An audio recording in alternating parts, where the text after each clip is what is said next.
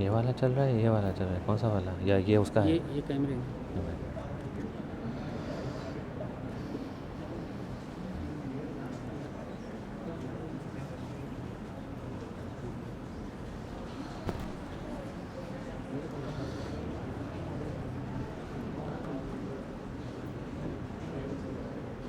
Okay.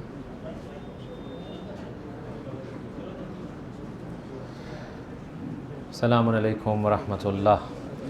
A'udhu billahi minash shaitanir rajim. Bismillahir rahmanir rahim. Alhamdulillahi rabbil alameen. Wassalatu wassalamu ala ashrafil anbiya'i wal mursaleen. Khatamin nabiyyin, shafi'il mudhnibin, rahmatan lil alameen. Maulana wa sayyidina Abil Qasim Muhammad.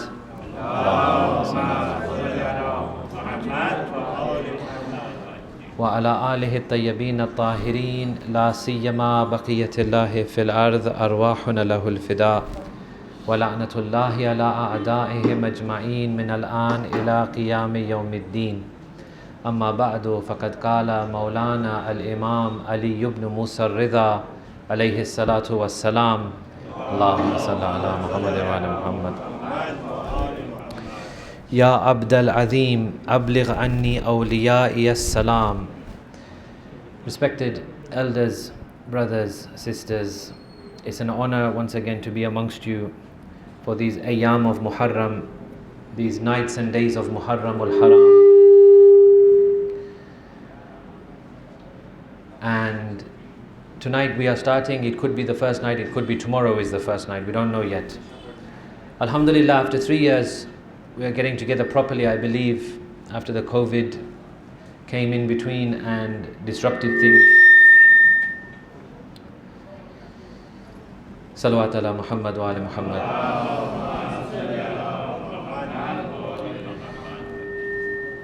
We thank Allah subhanahu wa ta'ala for this bounty of being able to gather once again to remember our great Imam, the third Imam, and his sacrifice, and the heroes of Karbala and their sacrifice. We also would like to remember our marhumeen. We lost a lot of people during the last couple of years. Many of them, I bet they wish they were here with us right now on Farsh Azhar, listening to these words, crying for the third Imam. It's fine. Crying for the third Imam. Let us remember them all with Surah Al-Mubarakat Al-Fatiha. Bismillah ar-Rahman ar-Rahim. Alhamdulillah Rabbil Alameen ar-Rahman ar-Rahim Malik Yawmiddin. إياك نعبد وإياك نستعين اهدنا الصراط المستقيم صراط الذين أنعمت عليهم غير المغضوب عليهم ولا الضالين. So now we see a new world around us. We had a 2-year break. We had lots of things. If you remember during those days of COVID, did you hear all the politicians and the leaders throughout the world? They said, oh my God, this is a reset for humanity. Now we cannot go on as we were before. People will become nicer to each other, kinder to each other. We need to take care of the environment, work less, play more, spend more time with your families. We were leading crazy lives. There were all of these kinds of promises put in place. Let's take care of the environment. Let's look at our resources. Let's let the animal world flourish. Let's let the seas flourish. Let's stop dumping plastics in the sea. All of these things were spoken. You tell me honestly, hand on heart, today, have we changed or not? I don't think so. This is a big problem. Why haven't we changed? Because it always goes back to one simple thing, human nature. How does the human being want to make his nature? You can give as many dars, majalis, this, that, khoja, books, research, all of these things. Do as much as you want. A father and a mother will sit down with their children and hammer into them the teachings of Islam as much as they want. At the end of the day, it comes down to one thing, and very simply, that is our own decision and our own nature. Until you and me, we don't want to change, nothing will change. It's always someone else's problem. It's always, this leader is bad, this prime minister is bad, this president is bad, this world is bad, this whatever it is, this is bad. We never look at ourselves, do we? We never think, actually, maybe I'm part of the problem. Whereas the pure ones, the ones who really succeeded, yes, I'm not saying that they managed to change the world, but I'll tell you something, they changed themselves. They always look within. They always look at the self. This is one of the secrets of Islam is stop looking at other people, look at yourself. If you have a doubt on someone, what Islam says is this. If you have a doubt on someone, this man, is he good or not? You always should say, Inshallah, yes, he's good. This man just prayed namaz. Was it a good namaz or a bad namaz? Say, it was a good namaz. This person, he was just saying something. Was it ghibat? Say, Inshallah, it wasn't ghibat. This person just gave a big donation to the community. Was it riyakari? Was it showing off for other people? Say, Inshallah, it wasn't showing off. This is the golden rule of Islam, tension-free life. Don't judge other people. You've got more to worry about than this. What have you got to worry about? Yourself.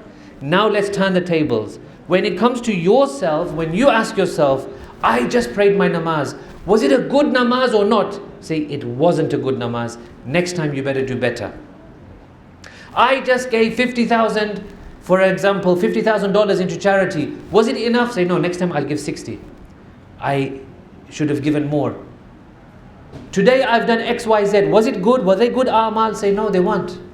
Keep putting yourself under the microscope. Leave other people alone. You've got enough to worry about, my friends. Look at yourselves, look at ourselves. I look at myself, you look at yourselves. Don't look at other people. Unless, of course, there's something very, very disturbing, without a doubt, it's something that you need to step in for. Okay, that's a different matter. But 99.9% is not like that. 99.9%, we just look at others because it makes us feel good that we're not looking at ourselves. Let me become so busy with the faults of others that I forget my own faults. Let me become so busy in judging X, Y, and Z. Oh, hijab is bad. Oh, ghibat. Oh, this. Oh, that. Look at their children. Look at his daughter. Look at his wife. Forget it.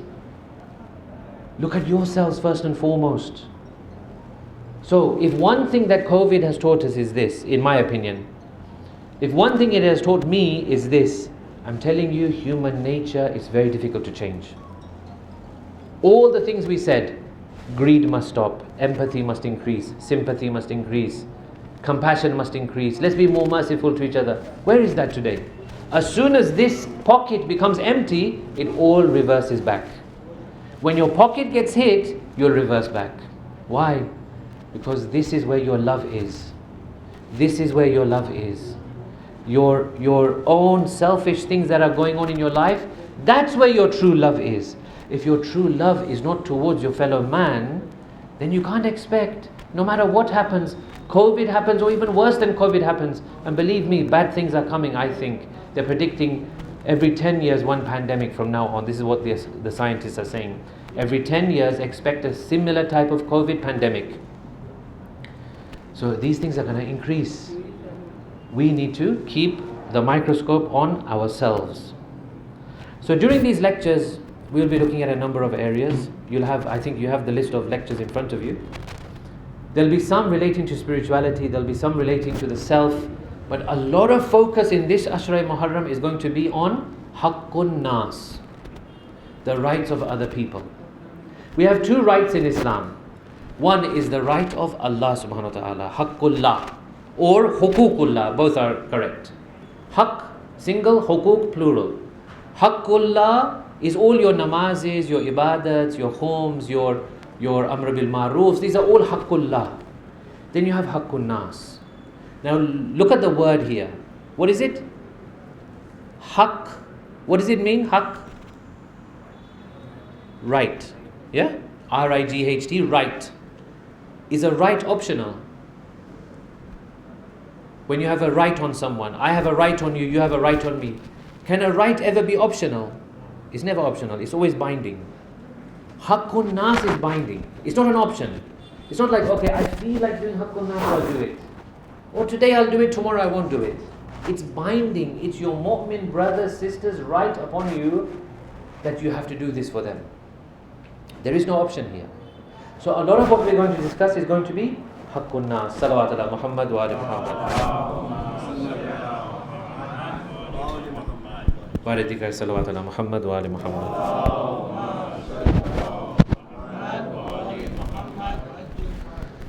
So, two things now before we go into our first topic of tonight.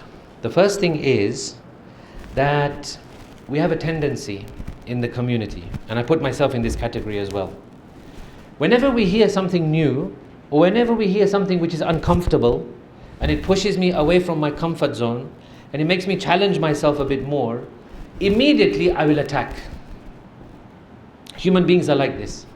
As soon as we have a challenge in life, as soon as something happens which we don't find comfortable, we challenge, we hit back.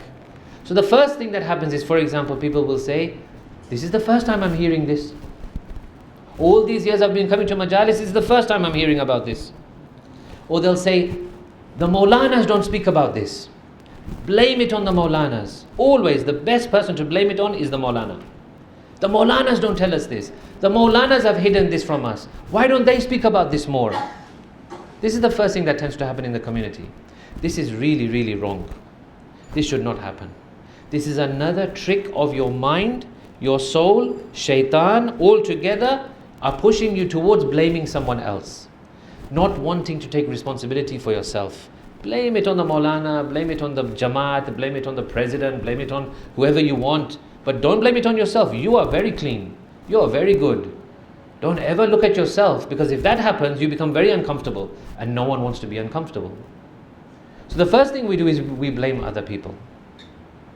Second thing we do, when we are in a difficult position, when we are being challenged, is that sometimes we have a lack of willingness to learn new things. I challenge you today, each and every one of you, myself included, what information do you not have access to? What information do you not have access to? In today's day, we have access to everything. I'm telling you, if someone wants to become a high-ranking scholar, they can become a high-ranking scholar just with a smartphone. Honestly. The books are there, the lectures are there, the discussions are there. You can do a Zoom call with your teacher, you can chat with him on WhatsApp, you can do anything. But we have a lack of willingness to learn. Let's be honest. We have a lack of willingness to learn. I'll give you my own example. I am not a fan of social media, number one. Let me just make that clear. Calm down. I'm not telling anyone to dump their social media either, because I know it has pros and cons. Right? So don't jump on me for this. But I don't like it for myself. Okay? But I had to take, for a small amount of time, a social media account. One of the Jamaats, oh God, I'm going to a little bit of a tangent here. But one of the Jamaats, they didn't have a resident alim for a while. They said, can you fill in for us and take care of the Instagram? Okay, what's this Instagram thing? Let me have a look. Started to use Instagram. I was mind blown. Wow! I can get the clips of Ayatollah Jawadi Amuli on my phone whenever I want. And I started to look at them and listen to them and learn from them. And then, of course, Instagram, it knows the formula, it knows the likes and these things that I'm looking at. So all of a sudden, not only Ayatollah Jawadi, give me another Ayatollah. I was like, wow, 2 for the price of 1. Then another one, wow, 3. Then another one, 4. Then another one, 5. And now I'm confused. Now all I do is I go on my phone, Ayatollah Jawadi, 2 seconds, flick. Another one, 2 seconds, flick. Another one, 2 seconds, flick. And that's what I'm doing now. What access don't we have? What information don't we have access to? But we don't know how to use it.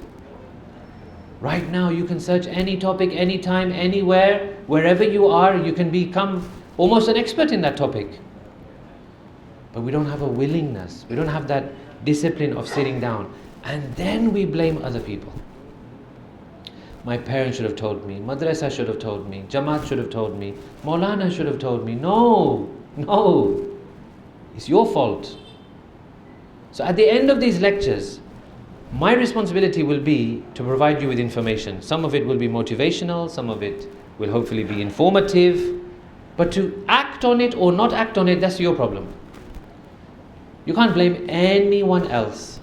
It's up to you. For you to take that step and say, I'm going to act on this. I heard this, it made sense to me, I'm going to act on it. That's your problem. That's your responsibility. You have to take that decision. No one can force you, even though you may look, your parents may like to see that you're doing something, but you know secretly what you're doing. Even though in front of them, the zahir thing that you're doing, okay, they're happy. They've ticked the box that, okay, my son or daughter is doing something good. But only you know deep down, are you doing it genuinely or not? The same applies here. Salawat ala Muhammad wa ala Muhammad. So in today's lecture, let's start on how to build a peaceful, united community. It is a sad reality. It's a very, very sad reality that our community is not united. Whether you look here or you look elsewhere around the world, it's a sad reality. Our community is not united. Maybe apparently when we meet people there's a unity, but deep down when it comes to it, when it matters, when you need it the most, there is no unity. This is a sad reality. This is something that especially Muharram is very good for, to bring people together. We'll come on to that in the later part of the lecture. The holy 8th Imam, Imam Ali ibn Musa Reza alayhi salatu wassalam, Allahumma salli ala Muhammad. He has some advice for all of us regarding community, regarding unity, regarding haqqun nas. This advice he gave to one of his special companions. Have you been to Tehran? You've done the ziyarat of Shah Abdul Azim Hassani? Shah Abdul Azim. This is one of the companions of the 8th Imam, was Shah Abdul Azim, the one who's buried in Ray. Imam alayhi salam writes him a letter. Yani Imam saw it so important to put this down in writing so that it reaches us today. Imam, the 8th Imam, of course all of the Imams are very special, don't get me wrong. All of the Imams are very special, but the 8th Imam is extremely special. Do you know in some riwayat, the 8th Imam ziyarat has more sawab than the ziyarat of Imam Hussein? In some riwayat, in some ahadith, the 8th Imam ziyarat is praised more than the ziyarat of Karbala. It has a very special significance. One time, there was a man who used to live in Mashhad. He was not a religious person. Yes, okay, like everyone else, he was a Shia outwardly, but deep down he was not religious. His mother was very religious. He lived in Mashhad, worked in Mashhad, but he would rarely ever go to the haram. For me and you, it's inconceivable. When we're in Mashhad, we think every minute I have, I want to go to the haram. But he lived there and he didn't go. So one day, he feels ill. He goes to the doctor, he gets diagnosed, the doctor refers him to another one, that one refers him to a specialist. Finally, he's diagnosed with a very bad type of cancer. He's rich, he's a very successful businessman. He says, you know what, no worries. Let me go, I'll go to Europe, I'll go to the States, I'll go everywhere, I'll find the best doctors. Iran doesn't have good doctors, so I'll go outside. So he starts to travel around. He goes from doctor to doctor, place to place. Every doctor tells him, sorry, you have this many months to live. You don't have long. If you have any final preparations, you start better doing them now. He says, I came to the conclusion that money cannot buy you life. He said, when I came to that conclusion, I said to myself, I'm going back to Iran. I live there for the rest of my days. However many months it is, 6 months, 8 months, whatever, I'm going to go back to Iran and I'll live there in Mashhad. When he goes back home, his mother says to him, look, you've tried everything. You've tried all the doctors. You've tried all the treatments. Nothing is giving you a good result. Go to the haram. He says, no, my heart is not in it. He spends his days, all of a sudden he becomes soft-hearted because obviously he's reaching the end of his life. So he's nice to people, he treats people nice. There's kids around, he treats them with kindness and love. He's more patient with people, he takes people's nonsense more because now he's patient, he's gone in a new phase of life, the end of his life. Every day his mom comes to him and tells him, son, go to the haram, go to the haram, go to the haram. He says no. Finally, after a lot of insistence by the mother, he agrees. He says, you know what, okay, I'll go. You're telling me so much, okay, just to make you quiet, I'll go. He says that when I entered the haram, I did my wudu, everything, I entered the haram, As I'm coming close to the zari, something starts to happen to me. Now my eyes are not my eyes anymore. I'm seeing something different. And when I'm looking at the zari, I see the 8th Imam stand up and walk out of the zari towards me. And when I saw him, I fell down and I started to cry. And I said to Imam, all these years I've not been coming. The one day I'm coming, you came to see me. Imam says, not for you, for your mother. This is not your kamal that I'm coming towards you. It's for your mother I'm coming towards you. He says, Imam, I have a problem. I don't have long left. Can you cure me? Imam gives him something to drink. He drinks it. He all of a sudden feels better. He goes home, he speaks to his mother, he tells her, she starts to cry. He goes to the doctor, he says, look, you know what, I saw this, is there anything like this? The doctor laughs. And then the doctor examines him and says, this is like a miracle. Where is the cancer? I cannot see it. And today that man is now one of the khadims of Imam Reza in the haram. He's one of those people who carries, the feather dusters? Taking people's shoes, showing them around. Imam Reza, Imam Reza, Imam Reza. So, this is Imam Reza's advice to us. He says, Ya Shah Abdul Azim. He says, first thing is, Abligh anni awliya'i as-salam wa kullahum. Look how respectful the Imams were. He says, Oh Abdul Azim, first thing is you give my Shias my salams. Tell them your Imam remembers you. Just like Imam Hussain alayhi salam remembered us. He says, give my Shias my salams. وَقُلْ لَهُمْ. And tell them the following. And then he gives his advice. Salawat ala Muhammad wa ali Muhammad. Allah yaj'alu lish-shaytani ala anfusihim sabila. First advice.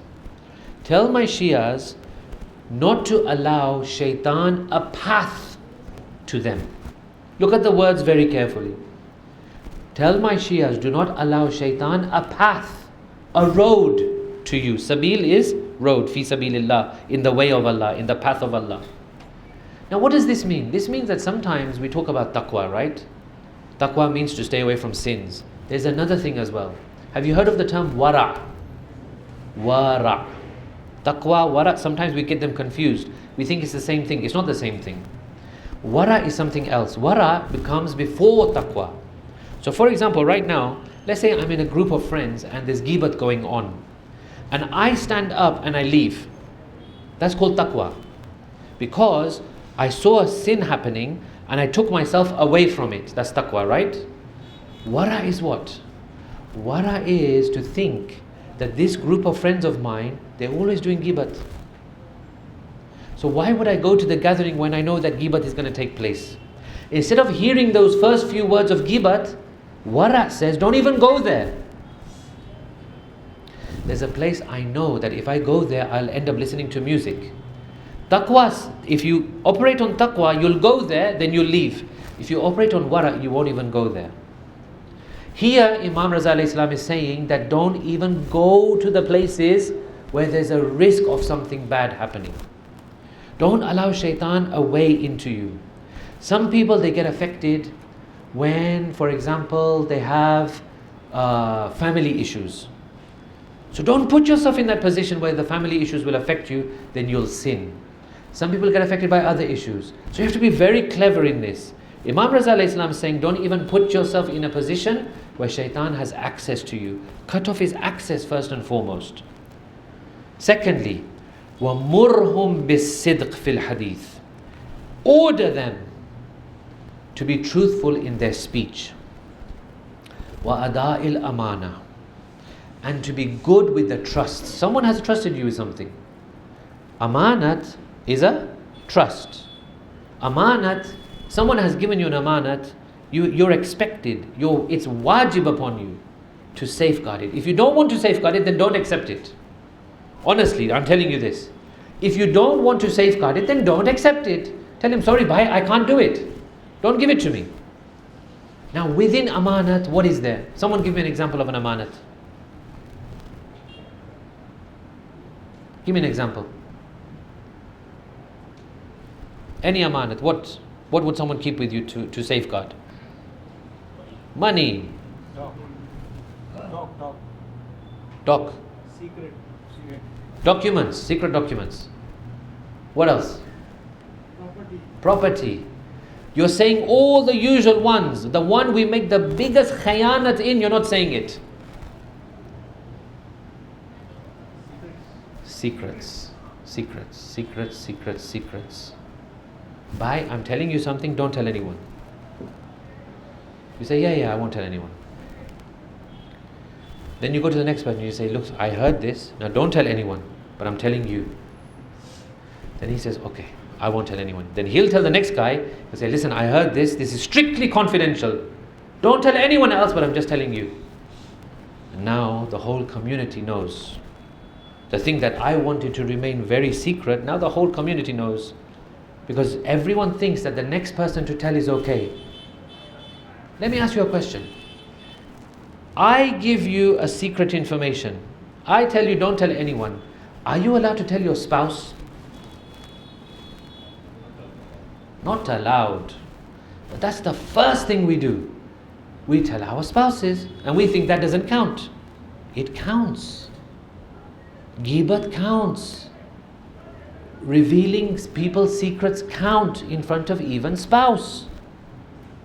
It doesn't matter if he or she is the most secretive person and will not tell anyone else. Sallu ala Muhammad wa ali Muhammad. It doesn't matter if she or he is the most secretive person and will not tell anyone else. That counts as a khiyanat. So, wa ada'il amana wa murhum bis sukut. Imam Reza alayhi salam says, tell them. Ya Allah, this is going to be difficult. Tell them. Can I say in my crude words, would you mind? You're not going to chuck me off, are you? Tell them to shut up. Literally. Murhum bis sukut. Tell them to be quiet. Don't talk much. The more you talk, this hadith I believe from Imam Ali alayhi salatu wassalam. Allahumma salli ala Muhammad wa ala. The more you talk, the more you'll make mistakes.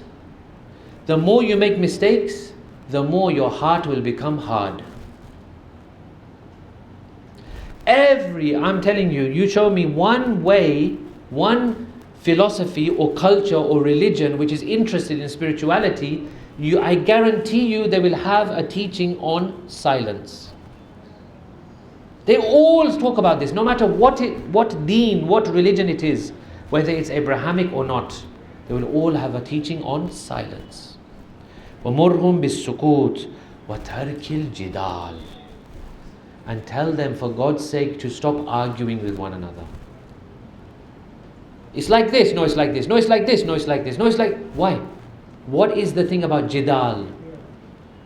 Jidal in Arabic means back and forth, bahas, discussion, almost argumentative. What is the thing about jidal? It's a spirituality killer. Have you seen how your mood changes after you've had a heated debate with someone?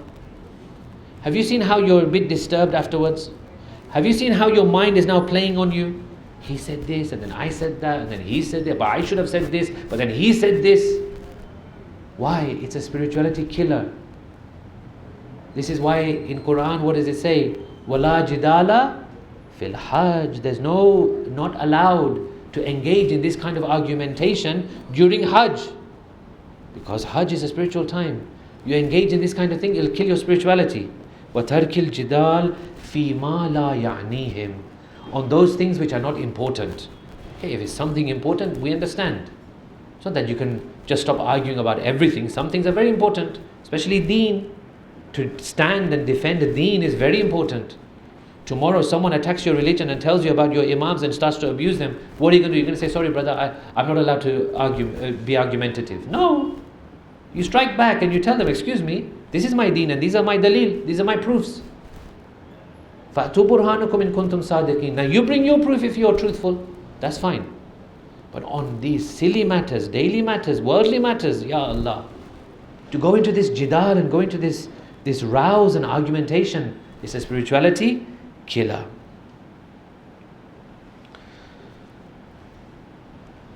Now, فَإِنَّ ذَلِكَ قُرْبَةٌ إِلَيَّ. Imam Reza, Qurban Besham bar Imam Reza. May I be sacrificed for Imam Reza. Imam Reza says, you do these things, you'll be close to me. These few things you do, you'll be close to me. And then Imam comes on to the real crux of the situation. Sallu ala Muhammad wa ali Muhammad.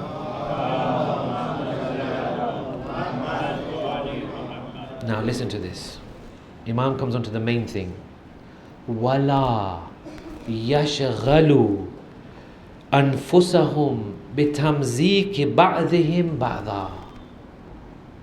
Tell them they should absolutely not do tamzeek of one another. Let me explain this word, tamzeek. I don't know the English equivalent. Tamzeek comes from mazq. What is mazq? Mazq means when you have, like, for example, an animal that you slaughter, then you start to peel. You start to rip parts off it, like the skin, and then the other bit, and then you rip it to shreds. That is tamzeek. Tell them not to engage in ripping each other apart. Whether it's abuse, whether it's making fun, whether it's making taunts, whether it's judging them wrongly, whether it's spreading things about them, whether it's telling them even truths. Right now, you can tell me truths about myself, it will destroy me. I can tell you truths about you, it will destroy you. I do not understand how people have got into this mindset. We have this very famous thing, you'll know it in Hindi and Gujarati better than me. I'll say it in English. We say things like, oh, I'm a very frank person, I'll tell him on his face. As if that's a good thing. What, Islam wants you to do that, does it? No. To keep a mu'min's izzat. You can tell me things which are 100% true about me. It'll destroy me. I can tell you things about you. It will destroy you. This is not the way. Imam says, tell them, be very careful. Don't get engaged in ripping each other apart.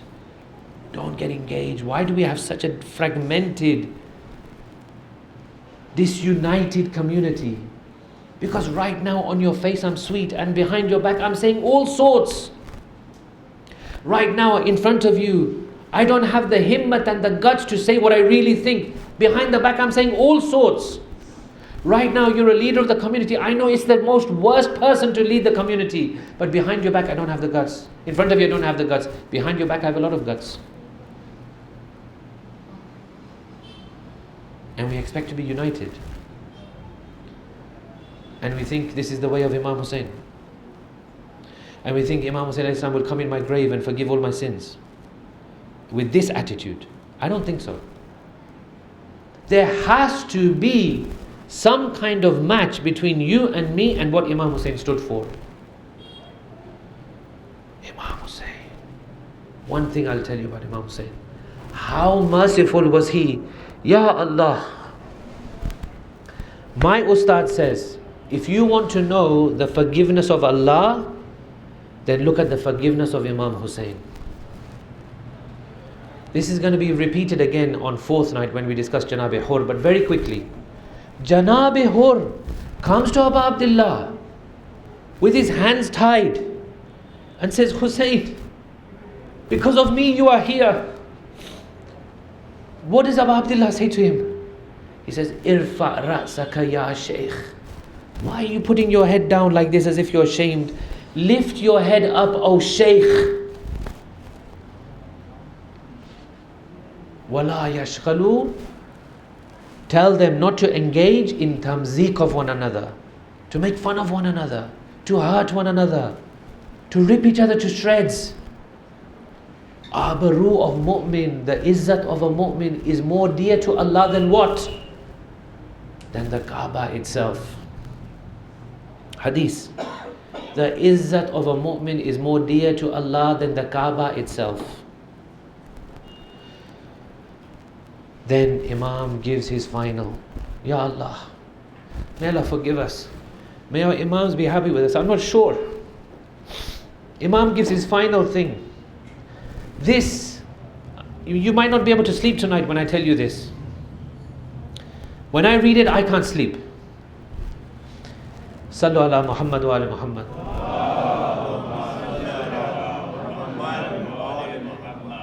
فَإِنِّي عَلَيْتُ عَلَى نَفْسِي. Imam says, I swear to myself, Man fa'ala dhalik, whoever does this and hurts another mu'min, I swear to myself, whoever does this and hurts another mu'min, وَأَسْخَةَ وَلِيًّا مِنْ أَوْلِيَائِي, put down one of my Shias, دَعَوْتُ اللَّهَ لِيُعَذِّبَهُ, I, Imam Reza, will pray to Allah to punish that person with azab. Imam Reza's du'as are going to be rejected? Never. I, Imam Reza, will take the responsibility of praying to Allah to punish that person because you hurt one of my people. How dare you? فِي الدُّنْيَا أَشَدَّ الْعَذَابِ, in the world the worst of azab. وَكَانَ فِي الْآخِرَةِ مِنَ الْخَاسِرِينَ, and that same person in the hereafter will be of the losers. Now, Imam Reza alayhi salam, he's saying these things. This is very serious. I don't know if he could have put it in any more stronger words than this. That you hurt one of my people, I will not leave you. We are special to the Imams. Mu'min is special. The one sitting next to you is special. The one around you is special. Mu'mineen, our community is suffering because we are not taking each other's rights seriously. We trample the rights. We think all kinds of things. We judge without any knowledge. We spread rumors without thinking. We do ghibat of people without thinking. What happens when ghibat happens? One person, this is from the Holy Prophet sallallahu alaihi wasallam. One person will appear on the Day of Judgment. The angel will say, here's your Name A'mal, here's your record of deeds. He'll start to read it like that. He'll say, Allahumma, oh my Lord, this cannot be mine. I did many things which are not recorded here. Allah will say, you did them, but then you did ghibat about your mu'min brother. So those things have been transferred onto his record. Another person will come along and say, oh Allah, this can't be mine, because there are many good things here. I wasn't this good. I didn't do all of these good things. He will be told, someone did ghibat about you. His deeds have come over into your account. Somehow, I don't have time to go into this in depth, but somehow Allah has made the world and He has made this system of His very beautifully. There's a principle which I want you always to remember. The hearts of the mu'mineen are like the beads of a tasbih. We're all joined, all of us are joined. From Alam-e-Zar, before this world, we got joined together. And one of those beads of the tasbih is who? The Imam. Amirul Mu'mineen is in this tasbih. Imam Hassan al-Mujtaba is in this tasbih. Aba Abdullah is in this tasbih. Every Imam is in this tasbih. We are linked to them. This is how Allah has made it. Imam Jafar Sadiq alayhi salam, Allahumma salli ala Muhammad. He meets one of his Shias. Imam Sadiq says to him, why did you hurt me? The Shia said, Mawla, what do you mean? I've met you after so long. When did I hurt you? He said, last week, your Shia brother asked you to help him and to give him a lift on your animals. You had animals, he didn't have animals. To give you a lift, and you refused him. This hurt me. Somehow their hearts have been linked to our hearts. Somehow They have put themselves in the position of other mu'mineen. Somehow they care about us very deeply, as if we have hurt them. Let me tell you one more thing. Are you going to sleep or not? I don't know. Ulama say, why is it sometimes, for no reason, for no apparent reason, you feel down? Yes or no? No reason, I don't know. Nothing really has happened, nothing has really affected me, but some reason you feel down. Lack of energy, down, depressed. Why? Ulama say, you know what, this is beautiful. They say at that moment, Imam Zaman was feeling down. Imam Zaman was feeling down. And his feeling has transferred into you. Because you're linked, you're linked, you're linked. Someone comes to the sixth Imam, he was doing a sin. Sixth Imam says, don't do this. Sixth Imam, how many generations after Rasulullah? 6. Sixth Imam says, don't do this. My grandmother Zahra will get upset. He says, Mawla, your grandmother Zahra, she died so many generations ago. He says, no, she still sees and feels what we do. So hurting others, this is the main crux of the message of our 8th Imam. Salawat ala Muhammad wa ali Muhammad. Walladina, this is 3358. If you want to have a look at it later from the Quran. Walladina yu'dhuna al-mu'minina wal-mu'minat bighayri maktusibu faqad ihtamalu buhtanan wa ithman mubina. Those who torment faithful men and women undeservedly certainly bear the guilt of slander and flagrant sin. We pray to Allah to give us tawfiq, to protect us from hurting one another, to do ri'ayat of the haqq of the mu'mineen, to keep our community united, to protect us. Because I'm telling you something, brothers and sisters, the moment we are fragmented and we are weak, others will come in and break us apart. Why is there so much emphasis on unity? Why namaz-e-jamaat is so much emphasized? Why namaz-e-Jummah is so much emphasized? Why Majalis of Imam Hussein are so much emphasized? Let's go home and watch it online, each of us individually. No, this is the place. Why? Because you're together. You see each other. You're in the same space. You'll talk. You'll exchange views and values. This is the whole philosophy behind all of these, what we say, congregational ibadat of Islam, is to keep people together.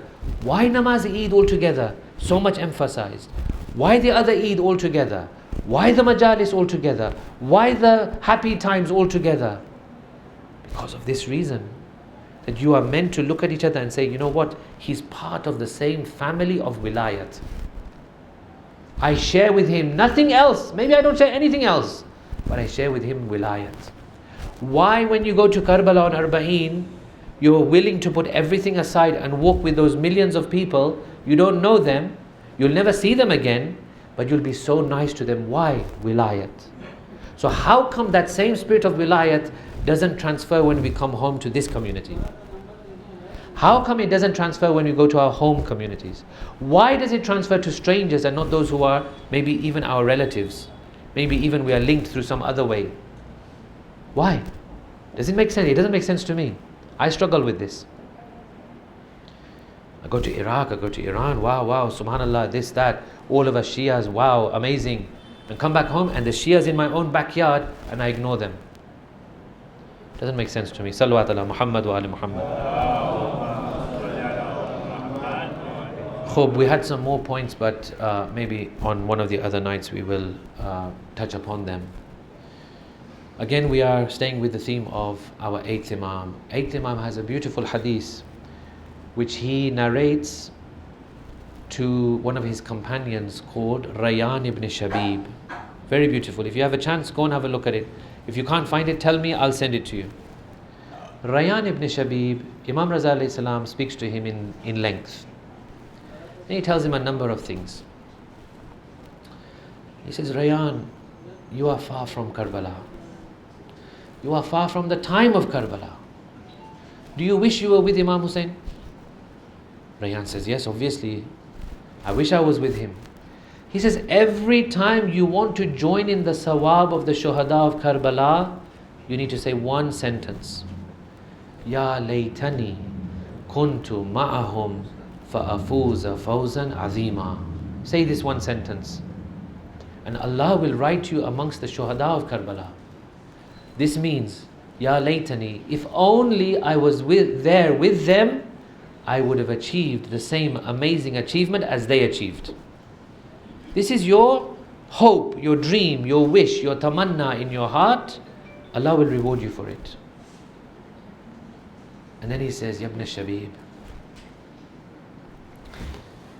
the people of Jahiliyyah respected this month, but the people of Islam did not respect this month. They took my grandfather Hussein and they slaughtered him like an animal is slaughtered.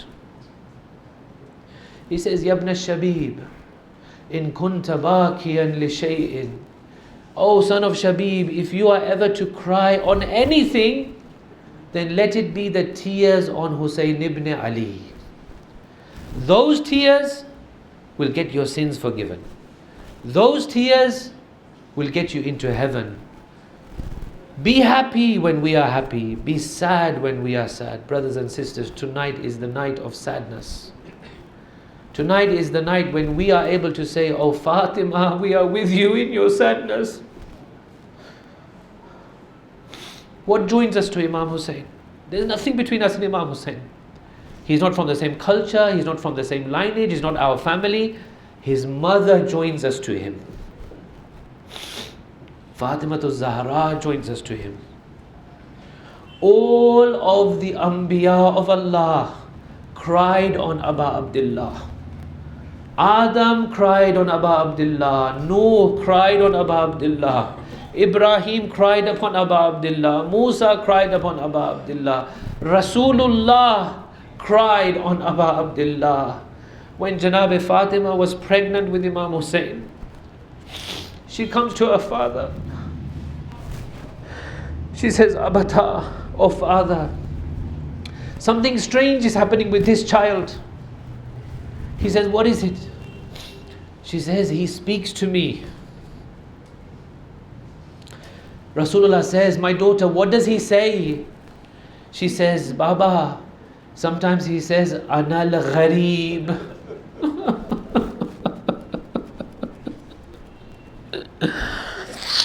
Sometimes he says, Anal Gharib. Sometimes he says, Anal Mazloom. Sometimes he says, Anal Atshan. I am the thirsty. I am the lonely. Aba Abdullah. He's invited, he's called, he's summoned to the darbar of Walid, the accursed. Aba Abdullah says to the youths of Bani Hashim, to Hazrat Abbas, to the brothers of Hazrat Abbas, to Ali al-Akbar, he says, I've been summoned. This is dangerous.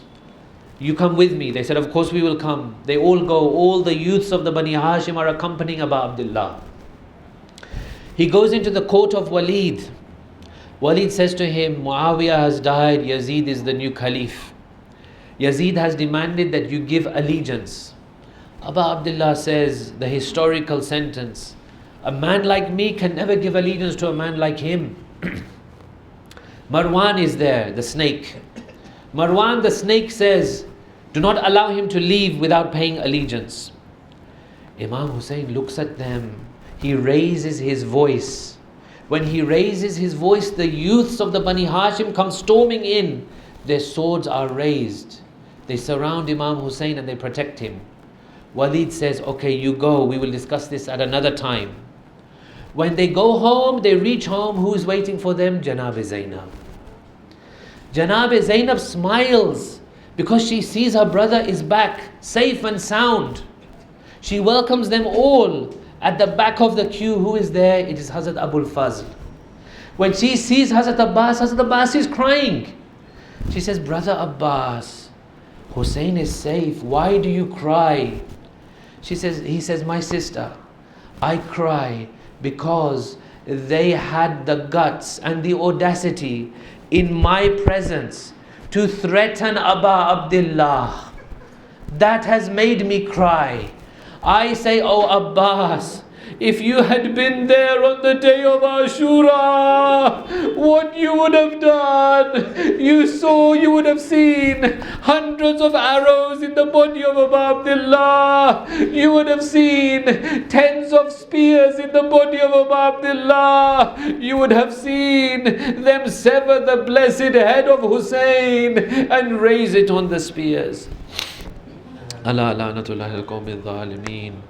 وَسَيَعْلَمُ الَّذِينَ ظَلَمُوا أَيَّ مُنْقَلِبٍ يَنْقَلِبُونَ إِنَّا لِلَّهِ وَإِنَّا إِلَيْهِ راجعون تقبل الله منا ومنكم رحم الله من قرأ الفاتحة.